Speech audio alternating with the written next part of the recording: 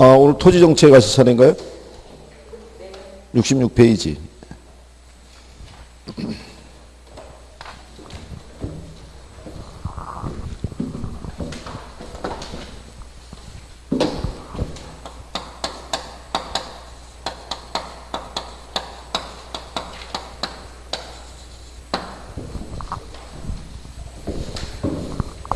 자, 이 우리 요약집상에서는 토지 정책에 대해서 그 지역지구제, 개발이익 환수제 뭐 이 정도만 언급이 되어 있는데, 어쨌거나 이 토지 정책에서 제일 중요한 정책 수단은 이제 지역지구제라고 할 수 있고요.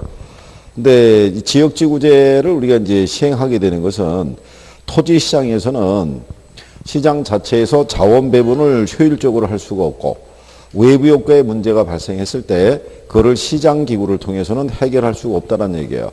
그래서 그거를 해결할 수 있는 정책 수단 중에 하나가 지역지구제다라고 이제 인식을 하시면 되겠고요. 시험상에서 어쨌든 간에 얘가 이제 표현이 되는데,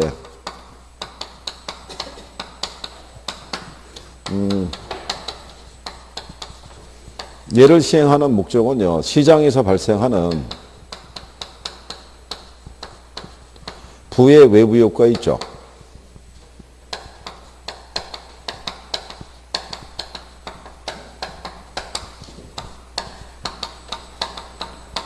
얘를 제거 또는 감소하거나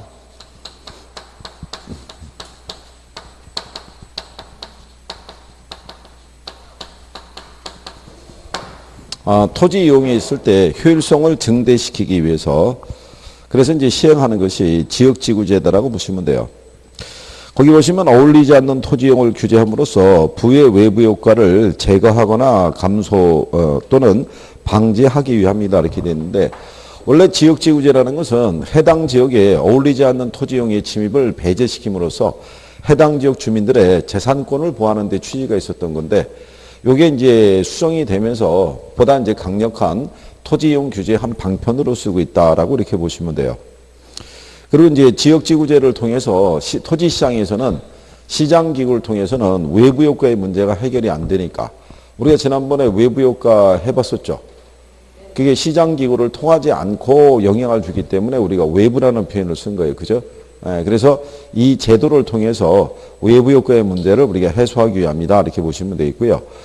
그 토지 자원의 효율적 이용은 현 세대하고 후세대 간의 세대 간 형평성을 도모할 수 있는 장점이 있다라고 이제 표현이 되는 것은, 공간을 우리가 이제 지정을 하면서 여기는 개발 지역으로 지정하고요. 여기는 그린벨트 이렇게 묶어버린 거는 이 땅의 사용은 이제 우리 후손들에게 맡기겠다는 논리하고 똑같죠. 현재 우리 세대의 요건은 이것만 개발해도 충분하고, 요거는 나중에 우리 후손들이 이제 그 땅을 이제 효율적으로 이용할 수 있게끔 미리 이제 지정을 해놨다라고 보시면 될 거예요. 그래서 이제 지역지구제는 이제 요렇게 표현이 되어 있는데, 근래 보게 되면 공법에서 적용하는 용어들도 같이 나오니까 그것도 같이 정리해야 된다고 그랬어요. 그죠? 2차 공법 들으시죠? 에? 설마 2차를 안 듣고 있으면 그 부분에 대한 개념이 점점 사라질 거예요. 그죠? 그럼 나중에 용어가 나오면은 그게 무슨 말인지 모를 거라고요. 그러니까 1차 과목인 학개론 그 시간에서는 2차에 해당하는 내용은 잘 안 다뤄요. 그러니까 1차만 보게 됐을 때 2차에서 나오는 용어가 있으면 그게 어렵다고 느낄 거 아니에요. 그게 이제 나중에 후유증으로 작용할 때가 있어요. 그러니까 1차만 공부를 하게 되는 경우에. 근데 지금 5월달 하순이기 때문에 2차를 만약에 포기한다 그러면 너무 빨리 포기하는 거예요. 그렇지 않겠어요? 아직 시간이 있는데 2차를 미리 포기하면 어떻게 하겠다는 거예요. 2차를 포기했다는 거는 생각은 간단한 거예요. 1차만 하면은 과목이 2과목이니까 시간에 여유가 있을 것 같잖아요. 학원도 이틀밖에 안 나오고. 어? 그러면 안 나오는 시간은 공부하냐면 공부를 안 하죠. 처음에 의도는 공부한다라고 계획은 짰는데 막상 해보면 학원에 안 나오는 날은 공부하고는 거리가 멀어지게 돼 있어요. 그러면 여러분도 알고 계시죠? 우리 머릿속에는 리셋 기능이 있는 거. 조금만 지나면 다시 원래 상태로 되돌아가는 거예요. 그러면 안 되니까. 그리고 공부가 밸런스가 중요하잖아요. 매일 학원에 나와서 공부하면서 이게 돌아가 줘야지. 1차만 만약에 하더라도 그게 어떤 밸런스가 유지가 되는데 이틀만 하게 되면 전혀 연결이 안 될 거 아니에요. 이거 아직은 2차를 포기하기보다는 포기한다는 관점보다는 수업은 열심히 들으시는 거예요. 그래서 1차를 어쨌든 집중적으로 해서 목표를 세워서 내가 6월 달까지는 1차를 어쨌든 간에 궤도에 한번 올려보자. 이렇게 도전을 해가지고 그게 어느 정도 성과가 있으면 2차도 손을 댈 수 있잖아요. 그죠? 에? 그렇다는 얘기고요. 자, 어쨌든 그래서 우리가 지난번에 우리나라는 전체 용도 지역을 크게 4가지로 나눴다고 돼 있었죠. 그래서 도시지역으로 나누고 관리지역으로 나누고 또 농림지역 또 자연환경 보존지역. 도시지역 안에는 이제 주상목록에서 이제 4가지 지역으로 나와 있고 용도 지역과 지구는 중첩해서 지정할 수 있다 없다. 예, 하나의 대지의 용도 지구는 중복해서 지정할 수 있다 없다. 예? 아니 뒤로 가면서 왜 줄어들어요? 있다는 거 있다. 그게 작년 시험에 나온 거예요. 작년 시험에. 그러니까 시험에 그렇게 나온다는 얘기는 원래 그 표현은 학계론에서는 안 나온다고요. 그럼 그게 어디서 나오는 거겠어요? 공법에서. 근데 그게 공법에서 낼 만한 수준은 아니라고요. 그러니까 그거를 살짝 빼가지고 학계론 쪽에 지문으로만 들어와도 사람들은 그게 헷갈리는 거예요. 들어본 적이 없는데. 당연히 들어본 적이 없죠. 2차에서 배워야 되는 거니까. 그러니까 그런 용어까지는 기억을 해 두셔야 돼요. 그죠? 그러면 지역재구제를 시행해서 나타나는 이제 경제적인 효과에 대해서 이게 단기가 있고 뭐가 있어요? 장기가. 지난번에 이렇게 얘기했잖아요. 주거지역인데 인근에 주물공장, 무슨 금속공장 이런 공장들이 같이 어울리게 되면은 주거환경에 많은 피해를 주게 될 거 아니에요. 그죠? 그러면 여기 있는 이 주택에 대한 어떤 질과 그 다음에 주거 환경이 점점 떨어지게 되니까 어느 누구도 이 지역에 이주하려 들지도 않을 것이고 이 지역에서 주택을 갖고 있는 사람은 주택에 대한 투자를 소홀하게 할 수밖에 없다고 그랬죠. 주거의 기능이 점점 떨어지니까 그러면 이제 정부 입장에서는 얘네들을 다른 곳으로 뭐를 시키는 거예요. 이주를 시키게 되면 여기 주거 환경이 이제 보존이 될 수 있을 거 아니에요. 그러면 사람들의 기대 심리가 높아지니까 이쪽에 대한 뭐가 증가할 수 있다. 투자가. 그렇죠? 네. 그러면 단계는 해당 지역에 뭐가 증가하겠어요? 네, 수요가 증가하죠. 근데 공급은 어떻게 된다 했어요? 수요가 증가할 때 공급은? 공급은? 이거 불변이라고요. 불변. 네? 단기에는 수요는 변할 때 공급은 불변인 거예요. 그러면 수요가 증가할 때 공급이 불변이면 가격은 어떻게 되겠어요? 상승하겠죠. 그래서 주택가치가 상승한다는 거죠. 주택가치가 상승하면 기존에 주택을 소유하고 있는 사람들은 무슨 이윤을 획득한다? 초과이윤을 획득한다는 얘기죠. 그렇죠? 그럼 단기는 공급의 증가가 없어도 장기는 신축 등에 의해서 주택 공급이 증가할 거 아니에요. 그러면 주택 가치가 어떻게 된다? 하락한다. 이렇게 설명한 거죠. 그죠? 그러니까 여기까지가 이제 장기에 나타나는 경우인데요. 근데 장기에 나타나는 경우 중에서 우리가 지난번에 얘기했지만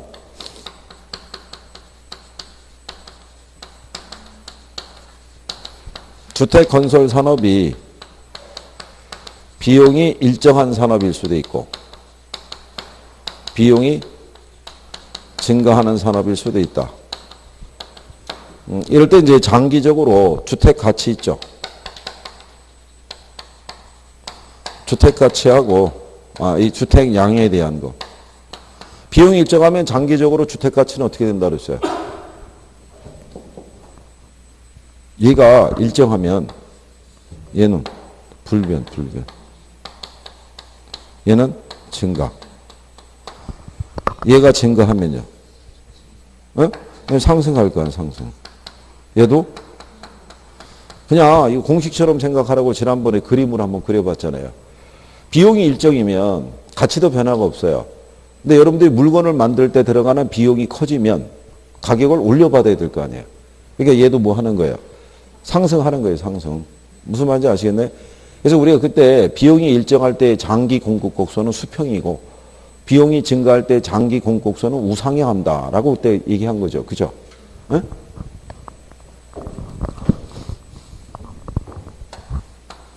그림은 안 그리셔도 돼요.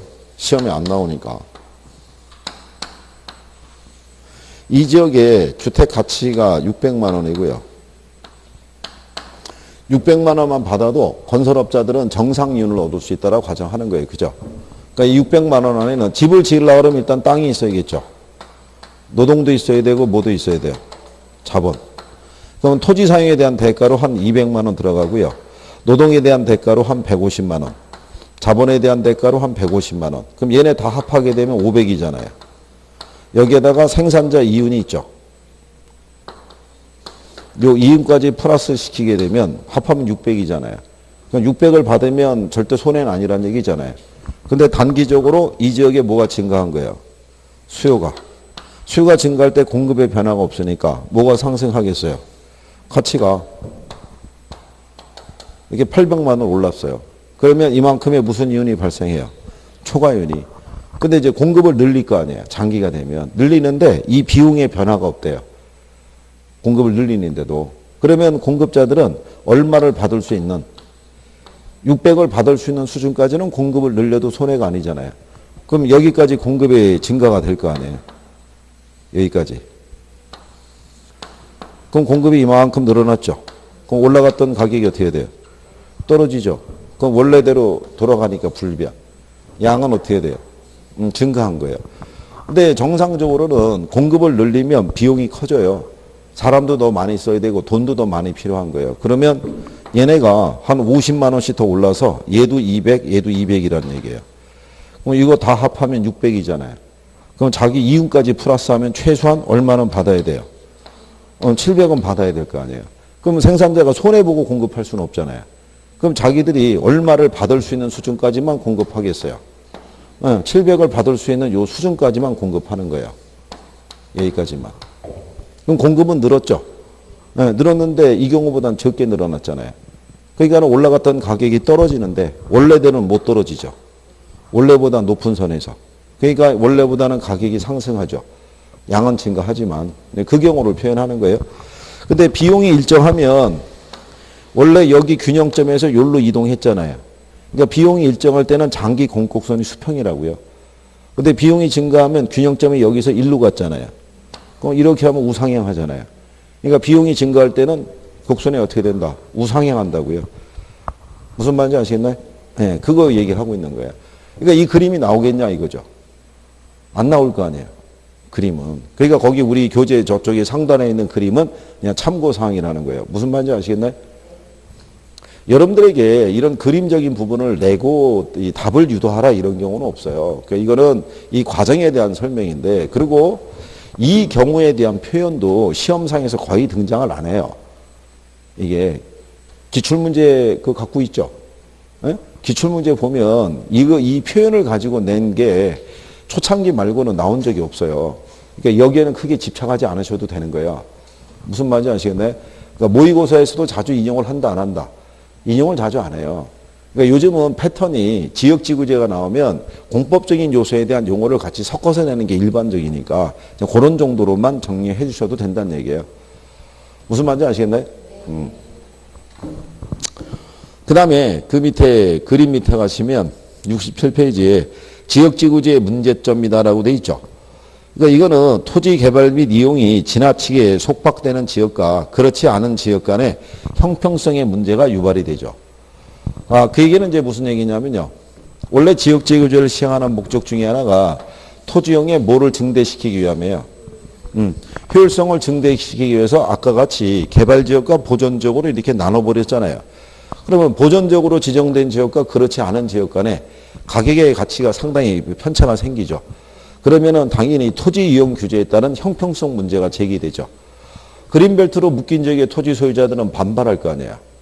왜 내 땅만 그린벨트로 묶어서 내가 재산상의 손실을 입어야 되느냐. 이런 식으로 반발하는 문제가 나올 수 있다 없다. 나올 수 있다는 얘기죠. 그리고 독점에 문제가 있으면 사전적인 독점이 문제라고 그래요. 자, 사전적인 독점이라는 거는 왜 문제가 되냐면 여기가 얘네들을 철거시키고 주거의 기능만 보존을 해줄 수 있도록 이제 계획을 발표하게 되기 이전에 그 정보를 입수한 사람은 이 가격 수준에서 주택을 매입했을 거 아니에요. 근데 발표가 되고 나면 가격이 뛸 거 아니에요. 그럼 무슨 이윤을 얻을 수 있어요? 초과이익 얻을 수 있고. 근데 사후적인 독점이라는 건 문제가 안 되는 게 사후적인 거는 이미 가격이 올라갈 때 들어왔기 때문에 얘는 초과이익을 얻을 수가 없을 거 아니에요. 무슨 말인지 아시겠나요? 그래서 독점의 문제는 무슨 독점이 문제다? 사전적 독점이 문제다. 이제 이렇게 여러분들이 생각하시면 되고요. 그리고 이게 지역지구제라는 것은요, 시행을 하게 됐을 때 지역 특성을 제대로 반영을 해준다, 안 해준다? 안 해주는 거예요. 그냥 일률적으로 지정해버리니까. 그런 것들이 지역지구제에서 나타나는 문제다라고 이렇게 생각하시면 돼요. 무슨 말인지 아시겠나요? 네, 그러면 이 지역지구제의 문제점을 해결하기 위해서 우리가 도입하는 제도가 뭐예요?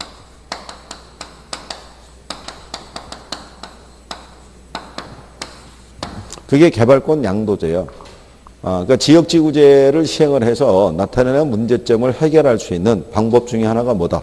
개발권 양도제. 우리가 TDR이라고도 얘기를 하죠.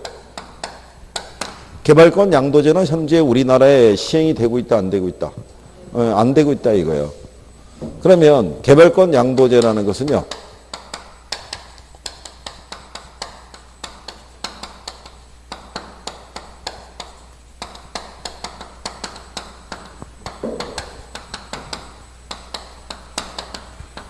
토지용 규제에 따르는 형평성 문제를 완화시키기 위해서 우리가 도입하는 제도가 바로 뭐냐면 개발권 양도제라고 생각하시면 돼요.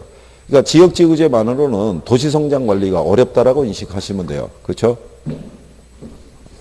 그래서 이 개발권 양도제의 어떤 이제 특징 중에 하나가 뭐냐면요. 얘는 정부에 대한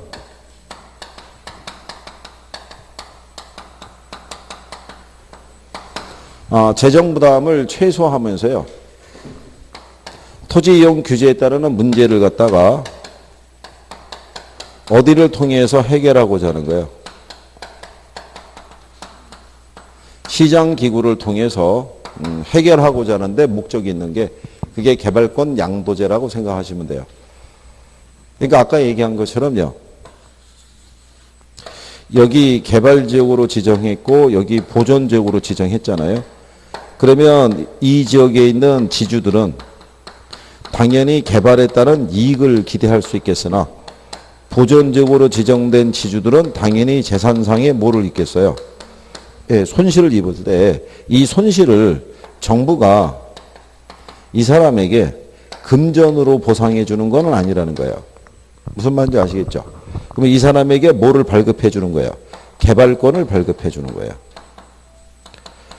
자, 그럼 요 개발권을 가지고 요 지주가 여기 있는 개발 지역에 가서 자기가 직접 개발권을 행사해서 건물 지을 수도 있어요, 없어요? 건물 지을 수도 있어요. 자기가 직접 행사할 수도 있다고요. 그렇지 않으면 이 개발권을 여기 있는 지주에게 뭐 할 수도 있다. 예, 양도할 수도 있다는 거예요. 그러니까 양도가 가능하게끔 허용했다는 얘기예요. 그죠?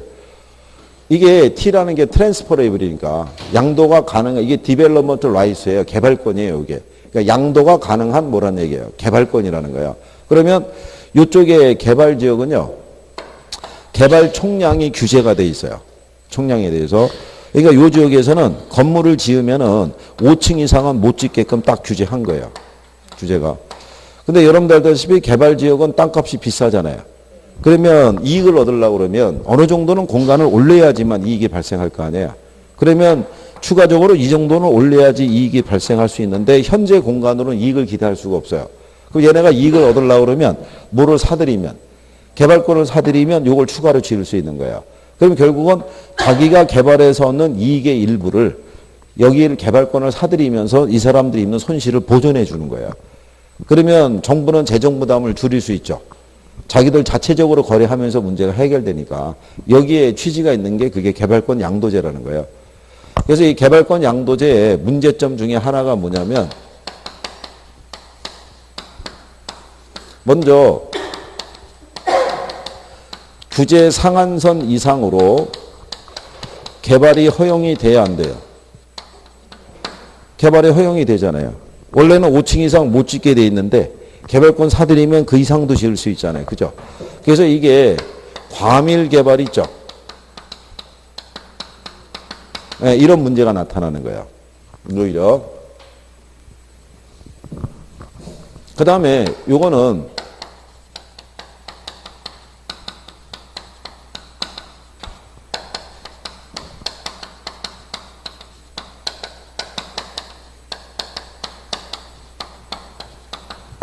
토지 소유자 간의 형평성 문제만 취급하는 거예요. 이 안에 보면은 땅을 갖고 있지 않는 이제 경제하는 남의 땅을 빌려서 사용하는 사람들 있죠. 네, 이 사람들의 문제점은 전혀 반영 안 해주는 거예요. 그러니까 지주들 간의 문제만 반영하고 있다는 거예요. 그게 이 방법의 단점 중에 하나라고 얘기를 해요. 무슨 말인지 아시겠나요? 네, 그래서 개발권 양도제의 기본적인 용어 정도는 알아두시면 돼요. 그래서 거기 뭐라고 되어 있냐면요. 개발권 양도제 그쪽에 보면 개발이 제한된 보전지역 내 토지 소유자들에게 부여된 개발권을 개발이 가능한 다른 지역의 토지 소유자에게 매각이 가능하도록 하여 이렇게 돼 있죠. 그러니까 팔 수도 있고 자기가 직접 그거를 가지고 와서 권리를 행사할 수도 있다는 얘기예요. 자기가 갖고 있는 개발권만큼 개발을 행사할 수도 있다. 이런 얘기가 되는 거예요. 그래서 그런 내용이죠. 그래서 이제 개발권과 소유권을 분리하되 개발권 상실로 인한 손실을 시장기구를 통해서 다른 곳의 개발권과 결부된 우발 이익으로 보상함으로써 공사익 조화의 원리를 도모할 수 있다. 뭐 이렇게 돼 있는데 공사익 조화의 원리에 대한 거는 참고하셔도 되고, 예, 그래서 그런 위의 내용 정도. 그래서 거기 보면 단점이 개발 가능 지역에서 이미 설정된 규제 상한선 이상으로 토지를 개발할 수 있음을 전제로 하기 때문에 개발 가능 지역에 과밀 및 혼잡을 가중시킬 수 있다. 이렇게 돼 있죠. 무슨 말인지 아시겠죠? 네, 그래서 그런 내용인 거예요. 그리고 그 지역지구제의 경직성을 또 보완하는 정책으로요. 계획 단위 개발 뭐 이렇게 돼 있어요.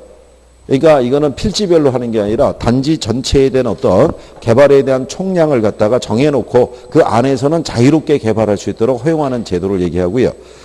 보상지역제라고 해서 용적률 인센티브 제도 뭐 이런 거 기억하시죠? 뭐 거기까지는 뭐 언급하지는 않겠으나 어쨌든 이 정도까지라도 용어상에서만 인식하시면 되겠고요.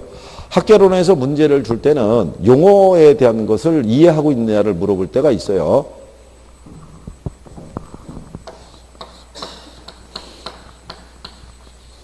기초 용어를요, 네, 이해하고 있느냐.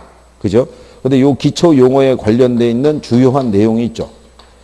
중요한 내용에 대해서는 우리가 필요하면은 모두 할 수 있어요. 암기도 할 수 있는데 여러분들에게 물어볼 때는 암기를 통해서 단순하게 문제를 풀 수 있게 주지만 요 용어를 이해하고 있느냐도 물어봐요. 그래서 학개론이라는 과목이 외워서 들어가서는 답이 안 나와요. 외워서 들어가면 딱 자기가 외웠던 내용대로만 문제가 나와주면 관계가 없는데 문장 배열이 틀리거나 그러면 틀리는 거예요, 이게. 그래서 출제자들이 그거를 활용을 잘 해줘요. 그러니까 외우는 것에 너무 집착하시면은 학개론에서는 한 40점에서 50점은 나올지 몰라도 60점을 넘기기가 힘들어요. 이 방법이. 근데 참 희한한 게 뭐냐면 전국의 학개론 선생들이 학개론 강의 처음에 할 때 뭐라고 그러냐면 나무를 보지 말고 숲을 보라고 얘기를 해요. 전체적인 맥락을 이해해야 된다라고 얘기하면서 안에서는 막 글자를 따고 있는 거예요. 그러면 밸런스가 안 맞잖아요, 그게. 그러니까는 모의고사를 보면 어느 정도는 가시적인 게 나타나는 것 같은데 필요한 점수가 안 나오는 거예요. 그러면 그게 나중에 누적이 되면은 사람들이 당황하는 거예요. 왜 점수가 안 나올까? 자기네 자체 모의고사를 봐서 성적이 좌우되는 것은 의미가 없어요. 외부 모의고사를 봤을 때도 항상 성적이 꾸준하게 나와야 되는 거예요. 아니, 제가 강의하고 제가 문제를 주면, 제가 강의한 내용 안에서 문제를 주면은 익숙하니까 점수가 나올 거 아니에요. 근데 여러분들이 시험장에 가서 보는 거는 불특정 다수를 대상으로 하는 시험이니까 한쪽이 치우치지 않을 거 아니에요. 그죠? 그러니까 그런 거를 잘 정리를 해 두셔야 돼요. 그래야지 보편 타당성적이 있는 문제를 가지고 어떤 걸 봐도 60점 이상이 나와야 되죠. 그러니까 공부를 잘 하셔야 돼요, 이거. 네? 어쨌든 합격은 해야 되잖아요. 그죠? 아니, 내년에도 우리 이 자세로 있을 거예요? 그럴 수는 없잖아요. 그죠? 이 책상에 앉아가지고. 잘 해주시고, 뒤에 나와 있는 개발이익 환수제도 이렇게 나와 있는데, 이거는 뭐 참고하셔도 돼요. 다만 나중에 개발이익 자체에 대한 부분이 있죠. 용어 정도는 나중에 정리하시는 게 필요하고요. 여기는 우리가 개발이익 자체에 대한 용어가 정확하게 정리가 안 돼 있으니까 제가 문제 지문으로 개발이익에 대한 거를 용어를 넣어드릴 테니까 그 정도로만 인식할 수 있으시면 돼요. 왜 그러냐면 나중에 우리가 감정평가에 가게 되면 부동산 가격 공시제도에서 표준지에 대한 가격을 우리가 평가할 때 기준이 있다고 그랬죠. 그럼 표준지 평가할 때 개발이익을 반영해서 평가한다? 반영하지 않는다? 네? 표준지 평가할 때 개발이익을 반영해서 평가해줘요? 개발이익은 배제시킨 상태에서 평가해줘요? 네? 반영한다고요, 반영. 개발이익을 반영해서 평가하는데 단 공시 기준일 현재 그 개발이익이 현실적 구체화되어 있어야 된다는 거예요. 뭐냐 아시겠죠? 5년 뒤, 10년 뒤에 이 땅이 개발될 것이라 이렇게 추정된 건 안 되고 무슨 말인지 아시겠죠? 네, 그거는 반영해서 평가하도록 되어 있는 거예요. 그래서 그때 용어로 드릴 테니까 어차피 여러분들은 7월이 되면 매주 시험 보게 돼 있어요. 7월이 되면. 7월 되면은 문제집 갖고 문제 풀겠죠. 그 문제집이 있으면 거기 답하고 해설이 있겠죠. 그럼 답하고 해설을 들여다보면 어쩌면 그렇게 나하고 생각이 똑같은지 그렇잖아요. 뭐 공부를 따로 할 필요가 없을 것 같은 거예요. 그렇잖아요. 그리고 문제 풀 때 긴장감이 없잖아요. 그러니까 선생님이 별지로 문제를 주는 거예요. 답 없는 문제를. 그래서 말미에 꼭 시험을 보는 거예요. 테스트를 해봐야 되니까. 그렇겠죠. 그래서 선생님이 7월을 지금 기다리고 있죠. 지금이야 진도에 치이고 있으니까 진도 나가야 되니까 그러고 가지만 그때가 되면 진도에 안 치인단 말이죠. 왜? 문제 푸는 거니까. 그러니까 열심히 하셔야 될 거예요. 그죠? 이번 주에 모의고사 보나요? 에? 아니 왜 모의고사를 두 사람밖에 안 보는 이유가 어디 있다는 얘기예요. 왜? 에? 아니 뭐 나의 죽음을 남에게 알리고 싶지 않다 뭐 이런 거요? 에? 에? 아니 25일 이게 여기는 참 길게 받아주고 있는 거예요. 다른 데는 일주일 전에 다 마감 치는 거예요. 그냥 끝나는 거예요. 이미 이틀 전에 이걸 받으죠. 모의고사를 봐야 내가 현재 어디까지 알고 있고 어디가 정리가 안 돼 있는지를 알 거 아니에요. 그래야지 그거를 틀리는 거를 자꾸 보완해야지만 실력이 늘어날 거 아니에요. 그죠? 점수가 지금 중요한 게 아니라니까요. 점수가. 아니 이렇게 있을 때는 근엄한 표정을 짓고 있고 답안지가 나오면은 답안지 안에는 참 순수한 표정이 숨어져 있고 모의고사를 보세요. 괜찮으니까. 모의고사를 봐서 한번 가늠을 한번 해보세요. 그 연습해야 되잖아요. 시간을 어떻게 써야 되는지. 그죠? 과연 학계론생 얘기대로 민법 풀 때하고 개론 풀 때하고 시간 차이가 존재하는지. 과연 이 100분이라는 시간이 내가 마킹까지 했을 때 적합한 시간인지 부족한 시간인지 이건 부딪혀 봐야 하는 거 아니에요. 그죠? 시험지 집에 가지고 가서 푸는 거는 도움이 안 돼요. 시간 재놓고 문제 풀고 있다가 전화 오면 전화 받아야 되잖아요. 그럼 연결이 안 되잖아요. 누가 찾아오면 만나야 될 거 아니에요. 잘해 주실 거라고 생각하고. 예? 그거 제가 그렇다고 무슨 뭐 저기에 있어서 나가가지고 여기 안에 계신 분들 이름 다 모의고사 본다고 하니까 다 적어라 이렇게 할 수는 없잖아요. 그쵸? 그래요. 자, 여기에 관련된 부분만 정리하신 거고 69페이지 가면 여기 개발 쪽에서 나중에 환지하고 수용 방식 있죠? 네? 네, 그 정도는 정리는 해야 돼요. 나중에 개발에 가서 우리가 추가로 정리를 하겠으나 걔가 개발 쪽에서 나올 수도 있고요. 이 정책 쪽에서 나올 수도 있어요. 근래 환지 방식에 대해서 출제가 한 2번 나왔던 건 알고 계시죠? 네? 환지 방식 알죠? 도시개발법에 있잖아요. 토지구역 정리사업. 네? 네, 그 용어에 대해서 한 2번 물어봤어요. 그죠? 여러분들 개발 쪽에서는 지금 간단하게 용어만 당장 들어가 있으니까 나중에 어쨌든 그거는 보완을 해드릴 테니까. 자, 그럼 우리는 69페이지에 가면 주택정책이라고 있죠. 여기는 일단 매년 한 문제가 나와요.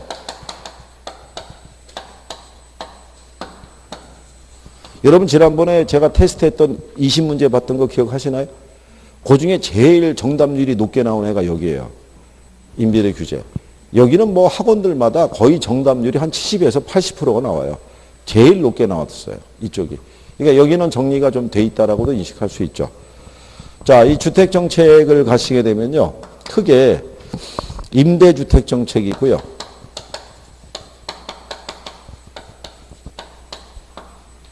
분양주택 정책이 있는데 둘 다 시험상에서 인용을 잘 해줘요. 근데 임대주택 정책이 있으면 우리가 임대료 규제가 있고 임대료 뭐가 있다 그랬어요? 보조. 그 다음에 네, 공공주택 세 가지가 있는데 요즘의 패턴 중에 하나가 이 공공주택에 대한 구분이 있죠. 예, 그거를 이제 할 수 있어야 된다 그래서 우리가 왜 지난번에 이거 해드린 거 기억하시죠?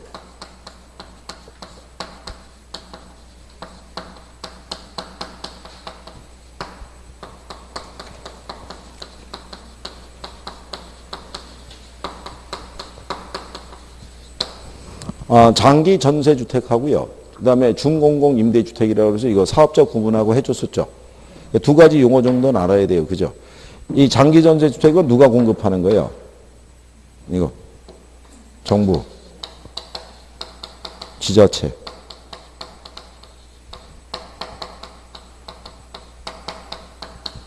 공사. 이 사람들이 사업자예요. 이 사람들이 이 주택을 시장에 공급하는 거예요. 그죠? 장기 전세주택은 몇 년의 기간으로? 이제 20년. 전세를 주는 거예요. 그죠? 예?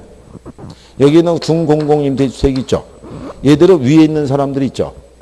얘들 외에 민간 임대사업자 있죠. 예.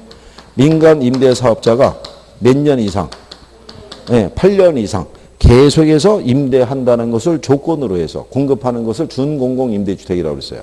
그러니까 8년 동안은 임대료에 대한 상승을 5% 이내로만 임대료 올리는 거를 그렇게 해서만 8년간 임대사업을 운영을 하면은 임대사업 시작할 때 자금 지원도 해주고 세제상의 혜택도 준다라고 얘기했었죠. 그래서 이 사업을 시행하는 사람은 시군구청장에도 신고를 해야 되고 관할 세무서장에도 신고를 해야 돼요. 그러면은 세제상의 혜택도 받을 수 있다는 거예요. 이게 얘가 몇 년이라고 그러냐면 20년이라고 그랬잖아요. 여기는 특이하게 기간을 가지고 물어봐요. 이거 30년으로 한 번 나왔고요. 20년으로 한 번 나왔어요. 얘가 10년으로 한 번 나왔고 8년으로 한 번 나왔어요. 이게. 근데 작년 문제는 얘를 다 불어줬어요. 올바른 거를 고르라고 그랬을 때. 왜냐하면 이게 작년에 바뀌었단 말이에요. 원래 이게 10년이었단 말이에요. 10년. 10년이었는데 몇 년으로?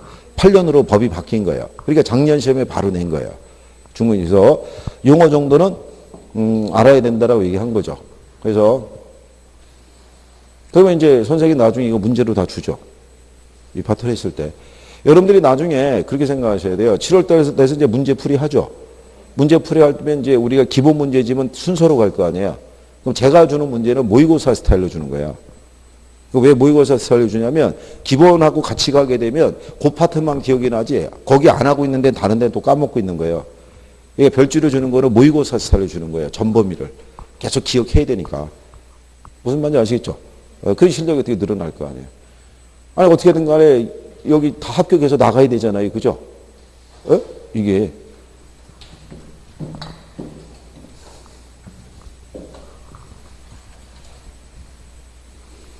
잘해 주실 거라고 생각하고. 자, 임대료 규제는 장기적으로 임대주택의 공급이 어떻게 된다 그랬어요? 얘는 공급이. 얘는 감소시키죠. 얘는. 이건 이제 기본적으로 알아야 되죠. 우리가 지난번에 가격 통제 정책이 있죠. 임대료 규제나 분양가 상한제나 단기 정책이라고 그랬어요. 그죠? 그러니까 단계는 잠깐의 효과가 있을지 몰라도 장기적으로는 부작용만 초래한다 그랬잖아요. 그래서 결국은 공급이 어떻게 돼요? 감소하죠, 감소. 우리나라에는 임대료 규제가 있어요, 없어요? 원래 임대료 규제가 있어요. 주택임대차보호법이라든가 상가임대차보호법에 임대료 규제에 대한 부분이 조문으로 있어요. 단지 사문화되어 있다는 것 뿐이지. 사람들이 그 룰은 지키지는 않잖아요. 그죠? 자, 그래서 임대료 규제를 시행하게 되면 얘가 단기가 있고 뭐가 있다 그랬어요? 근데 여러분들에게 주로 문제를 주는 건 여기서 줘요. 장기. 장기에서 주는 대표적인 문제점 기억나는 거 있으신가요? 장기에서 임대료 규제에서 나타나는 대표적인 문제점 장기적으로 이거 일단 이거 뭐가 줄어드는 거예요? 공급이 줄어드는 거예요. 공급이 그죠? 그리고 또 무슨 문제가 있다? 질적인 수준이 떨어지잖아요. 주거 이동이 제한이 되잖아요. 이런 거는 그냥 기본으로 주는 거예요. 매년. 그러니까 그거는 항상 그냥 공식처럼 기억을 해야 되는 거예요. 문제가 나왔을 때. 자, 요게 단기에는요. 이 효과가 있다고 그랬죠. 소득 재분배 효과가. 근데 이게 있기 위해서는 단기에는 공급이 완전 비탄력적이거나 또는 뭐가 됐을 때 비탄력적일 때 그럴 때 효과가 있는 거예요. 임대료 규제를 해가지고 효과가 있기 위해서는 단기적으로 공급이 완전 비탄력적이거나 또는 비탄력적일 때 있죠. 이때만 임대료 규제 효과가 나타나는 거예요. 그러니까 임대료 규제 정책을 시행할 때는 공급이 탄력적일 때는 효과가 사라지는 거예요. 그러니까 공급이 어떨 때 비탄력적일 때만 효과가 있는 거예요. 그죠? 지금 배경음악이 얘기해주고 있죠. 중요하다고 지금 한번 쫙 밀어주는 거예요. 그죠? 그러니까 기억을 해야 되는 거예요. 이게.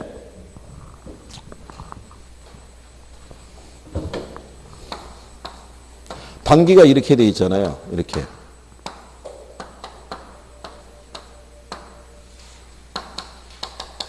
시장의 임대료가 100만 원인데 정부가 규제하는 거예요. 50만 원 이상을 받지 말라고. 그죠? 그럼 지금 임대료가 이렇게 하락했잖아요. 그럼 임대업자들은 손해잖아요. 그렇잖아요. 마이너스 50만 원이 발생했으니까. 그럼 임대업자 입장에서는 이 손해를 줄이기 위해서는 다시 임대료 올려야 되잖아요. 임대료 올리려면 어떻게 된다 그랬어요? 공급을 줄여야죠. 근데 단계는 공급이 못 줄어들잖아요. 그러니까 이게 그냥 그대로 맥힌다고요. 그러면 저소득층들은 원래 100만 원의 부담을 안게 되나 실질적으로는 얼마만? 50만 원만 부담을 안게 된다는 것은 이 사람들은 소득 중에 일부가 이 사람들에게 배분되어진 효과가 발생하죠. 그러니까 이러려고 그러면 공급이 어떨 때가? 비탄력적일 때, 비탄력적이거나 완전 비탄력적일 때. 그게 지문으로 2번 쓴 거예요. 그래야지만 효과가 있는 거예요. 단기에. 무슨 말인지 아시겠죠? 그럼 장기에는 왜 이 효과가 사라지겠어요? 장기는 공급이 탄력적이 되니까. 공급이 탄력적이 된다는 얘기는 임대료가 하락하니까 공급이 줄어들기 시작할 거 아니에요. 그러면 이 규제의 효과가 사라진다고요. 장기가 되면 이렇게 바뀔 거 아니에요. 수요나 공급이 다 어떻게 돼요? 탄력적으로. 얘가 100만 원일 때 이거를 50만 원으로 이렇게 통제했을 때 단기에는 수요나 공급이나 다 비탄력적이기 때문에 양의 조정이 쉽지 않은데 장기가 되면 탄력적이니까 수요량은 늘어날 거 아니에요. 임대를 하겠으니까. 공급자들은 이제 공급을 줄일 거 아니에요. 그러면 수요량은 증가했고 공급량은 감소했으니까 뭐가 발생해요? 그렇죠. 초과 수요가 발생했다는 얘기는 그만큼 공급이 줄었다는 얘기잖아요. 그러니까 장기에 나타나는 문제점 중에 하나가 뭐가 부족해진다는 거예요. 네, 공급이 부족해진다. 즉 뭐가 발생하냐면 그렇죠. 초과 수요가 발생하는 거예요. 초과 수요가. 그러니까 이 과정을 이해하면 여기 있는 걸 안 외워도 되는 거예요. 그렇죠. 그러고 난 다음에 자 원래 초과 수요가 발생하면은 올라가야 되는데 규제에 묶여서 못 올라가잖아요. 그러니까 뭐가 만들어지냐면 암시장이 형성이 돼요. 그래서 음성적인 거래가 발생하기 시작하죠. 정부는 이걸로 거래하라고 그랬는데. 그러니까 장기적으로는 시장에서 음성적인 거래가 발생하겠죠. 그래서 암시장이 형성이 돼서 이중 가격의 문제가 야기되겠죠. 그렇죠? 그 다음에는 임대주택의 질적인 수준이 저하가 되죠. 그렇겠죠. 왜냐하면 정상적인 임대료 받으면 임대업자들이 주택관리에 신경을 써주잖아요. 근데 지금 임대료 싸게 받잖아요. 싸게 받는데 임차자들이 줄을 서 있잖아요. 지금 임대주택이 부족하니까. 그러니까 뭐 관리를 제대로 해줄 필요가 없는 거예요. 뭐 이게 세를 얻겠다고 하면서 도배장판 얘기하면 그냥 아웃이잖아요. 그냥 너 말고 사람 많으니까. 그러니까 아야 소리도 못 하는 거예요. 그죠? 예, 그러니까 임대주택의 질적인 수준이 어떻게 돼요? 떨어지는 거예요. 그 다음에 임차자들의 주거 이동이 어떻게 돼요? 그렇죠? 이게 제한이 되죠. 다른 곳으로 직장 관계로 이주하고 싶은데 임대주택을 못 구할까 봐. 그죠? 그냥 먼 거리가 되더라도 출퇴근할 수밖에 없다라는 거예요. 그죠? 기출문제집을 갖고 계신 분은 기출문제집에서 주택정책을 가서 임대주택 정책의 이게 내용을 보면은 이 내용들이 거의 깔려 있을 거예요. 기본적으로. 그러니까는 요거를 내가 이해하면 이건 안 외워도 되는 거예요. 그럼 대충 문제 나오면 내가 풀 수 있다는 얘기예요. 가장 자주 나오는 것 중에 하나가 뭐다? 임대료 규제예요. 그러니까 기억하시는 거죠.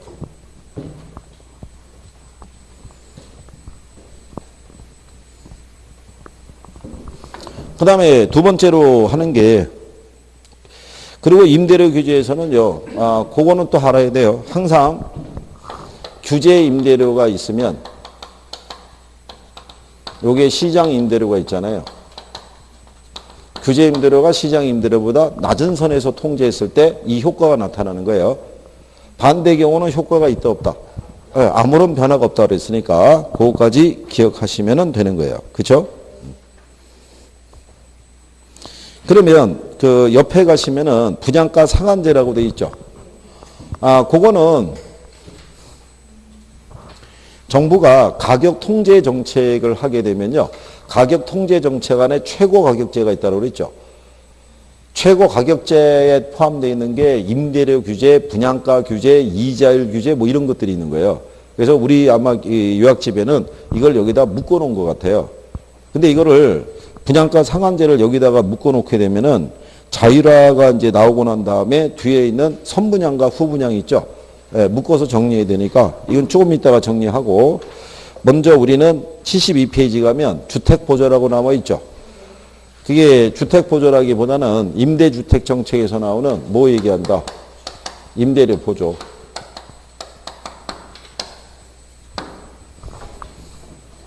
근데 우리 저기 73페이지에 보시면 거기 참고란에 보면 보조제도 있죠. 네. 원래 정부의 사회보장제도 있죠. 사회보장제도는 이게 소득보조가 있고요.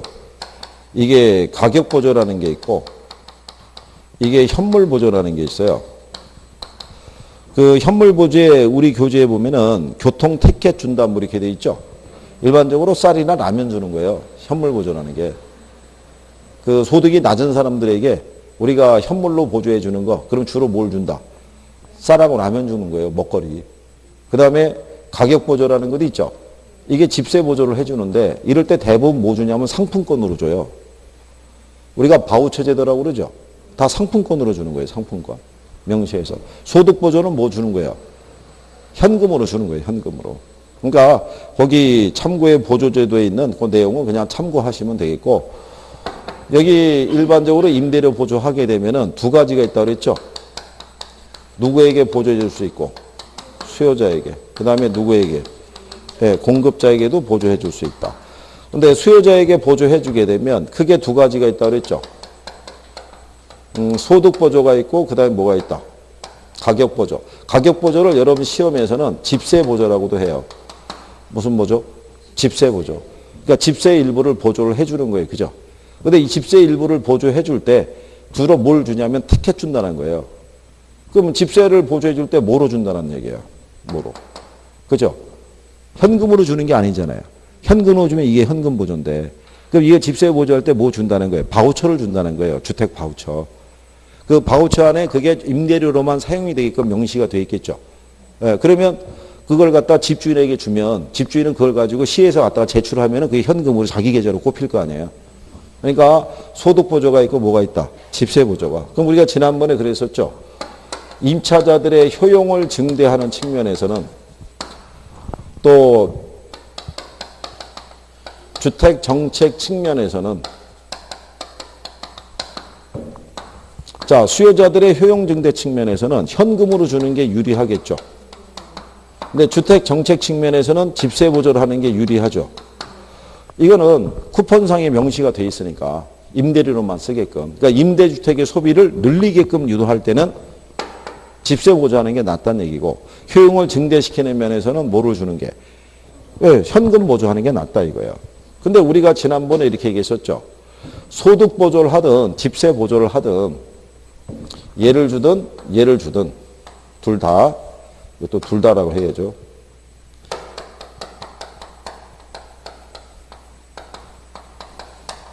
주택 재화 및 다른 재화의 소비도 어떻게 돼요? 늘어나는 거예요. 현금으로 받으면 그만큼의 여력이 생기니까 뭐 가구나 가전이나 이런 거 사는 데도 쓸 수 있겠죠. 그러면 쿠폰으로 받아도 역시 나머지 현금이 남잖아요. 받은 것만큼. 그걸로 역시 다른 재화 소비를 늘릴 수 있다 없다? 있다. 그러니까 여기까지는 출제한 거예요. 여기까지는.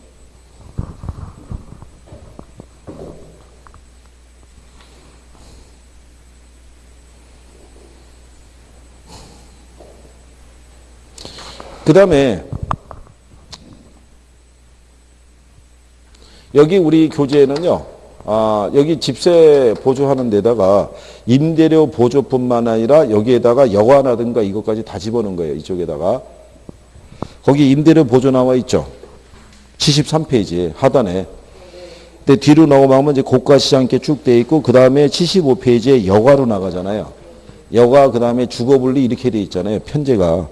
이게 일반적인 편제하고는 조금 틀려요. 일반적인 이거는 앞에서 주택시장 분석에서 정리하고 들어오는 거고 이거는. 근데 여기는 우리에다가 여기다 함께 묶어버렸으니까 어쩔 수 없이 여기서 그냥 설명을 할 수밖에 없어요. 그러면 그 전에 공급자에게 보조해 주는 것 있죠. 네, 이거는 이거 지원해 주는 거예요. 주택도시기금 아시죠? 네? 주택도시기금. 얘 전신이 국민주택기금이잖아요. 명칭이 이걸로 바뀐 거예요. 그죠? 네, 이거를 가지고 저리로 개발업자에게 자금을 지원해 주면 싼 이자로. 그러면 생산자 입장에서는 싼 이자로 자금을 조달했으니까 여기 이거를 기초로 주택을 지어서 공급을 할 때 분양가나 임대료를 싸게 책정할 수 있을 거 아니에요. 무슨 말인지 아시겠죠? 그래서 공급자에게 보조를 해주게 되면 임대료에 뭐를 가져올 수 있다? 안정을 가져올 수 있는 거예요. 임대료가 높게 책정이 안 되니까. 근데 공급자에게 보조를 해주게 되면 거주지 선택에 제한이 걸린다고 그랬죠.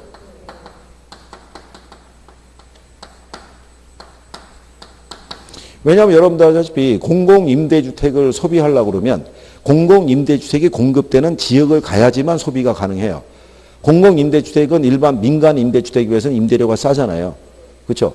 근데 우리나라에서는 공공임대주택에 대해서 홍보가 좀 잘 안 돼 있어요. 지자체별로. 어디다가 임대주택을 공급하면 이런 것들이 좀 광고도 나오고 홍보도 좀 해줘야지 사람들이 인식을 하고 소비도 하고 그럴 텐데 알아보면은요, 한 달 임대료가 뭐 10만 원도 채 안 되는 데도 있어요. 그런 데도 있으면은 젊은 사람들 중에서는 임대료의 부담을 느끼는 사람들은 그것만큼 좋은 게 없잖아요. 그렇잖아요. 만약에 자기 거주하고 있는 지역하고 크게 멀지만 않다 그러면 출퇴근이 가능하다면 또는 통학이 가능하다면 가서 소비할 만도 하잖아요. 근데 전혀 홍보가 제대로 안 되는 거예요.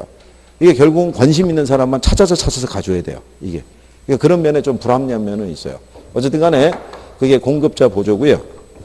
그리고 이제 우리 지난번에 요 임대료 보조해 줬을 때 단기, 장기 한 건 기억하시나요? 그래요. 그게 우리가 거기 73페이지에 보시면 하단에 임대료 보조의 효과라고 돼 있죠. 예. 거기 보면 임대료 보조의 효과를 이해하고자 할 때는 저가 주택시장, 고가 주택시장으로 구분해서 접근을 해야 되고 임대료 보조는 저가 주택시장에서 저소득층의 저가 주택 수요를 증가시킨다 이렇게 돼 있고요. 저가 주택은 신축이 금지돼 있고 고가 주택은 신축이 가능하다고 가정한다 이렇게 돼 있잖아요. 예, 이게 이제 앞에서 원래 여러분들이 앞에 단원에서 배워야 되는 거예요. 그게 이제 무슨 얘기냐면 이 주택시장 안에 가게 되면요.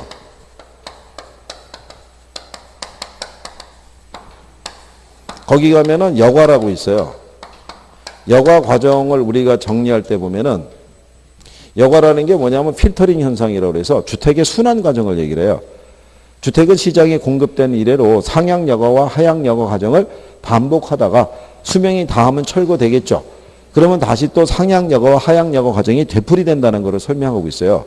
근데 여과 과정에서는 주택은 딱 두 개의 주택만 있다라고 가정해요. 고가주택과 무슨 주택. 예, 근데 얘네를 구분하는 기준이 뭐냐면 일정 수준 이상의 주택은 고가주택이고요. 일정 수준 이하의 주택은 저가주택인 거예요. 그때 우리가 이거 구분하는 기준 뭐라고 그랬었어요? 고가와 저가를 구분하는 기준. 이게 13평 기준이에요. 13평. 그러니까 우리나라 기준에서 뭐 9억 원 이상 이게 고가가 아니라 미국 애들 이론이니까 그거 이상이면 고가, 미만이면 저가라는 거예요. 근데 정부는 일정 규모 이하의 주택은 신축이 금지되어 있다는 거예요. 이 조건 하에서 이게 이런 거 앞에서 이제 하고 요거 이제 나오는 거예요. 그러면 자, 만약에 임대료를 보조해 줬을 때 이런 얘기죠. 그러면 여기 저가 주택 시장이 있고요. 무슨 시장이 있어요? 그러면 얘네가 단기에 임대료를 보조를 해주면 임차자들의 실질 소득이 늘어날 거 아니에요.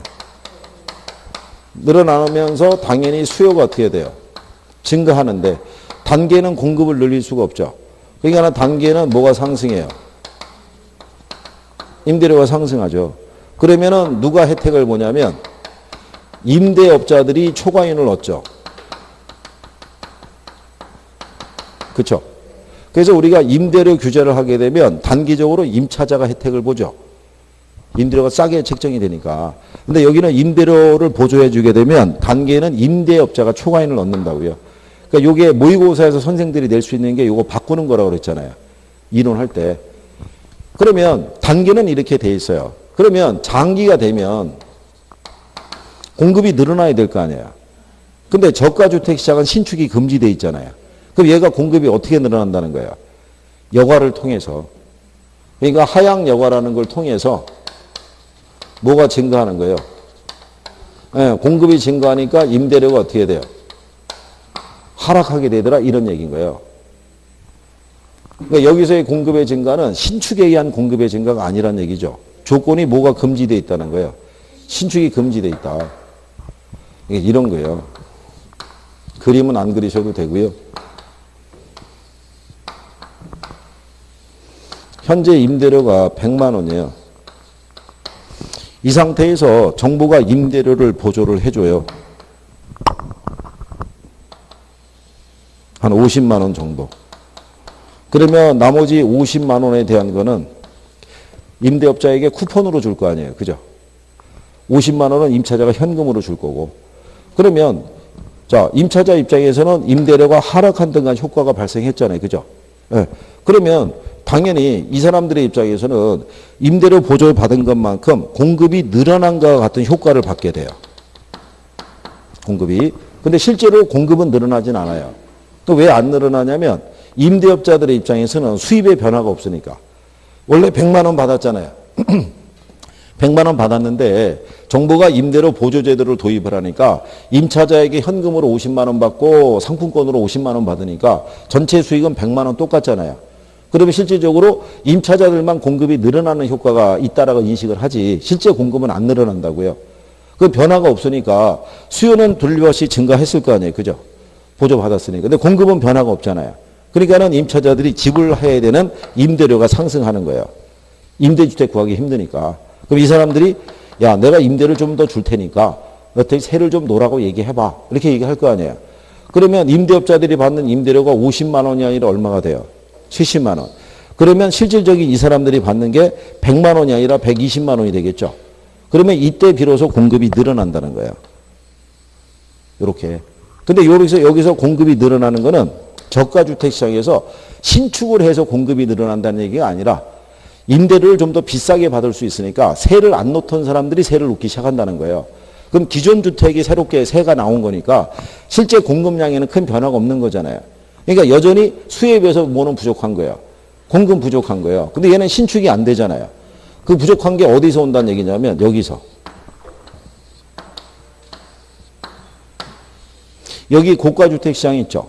네. 여기가 만약에 임대료가 200만 원이에요. 그러면 이렇게 생각을 해보시면 되죠. 2층 규모인데 얘 통으로 임대 주면은 200만 원 받을 수 있어요. 그런데 지금 현재 얘네가 120으로 올라가 있는 상태잖아요. 그러면 여기 있는 임대업자들은 얘를 나눠서 임대 주는 거예요.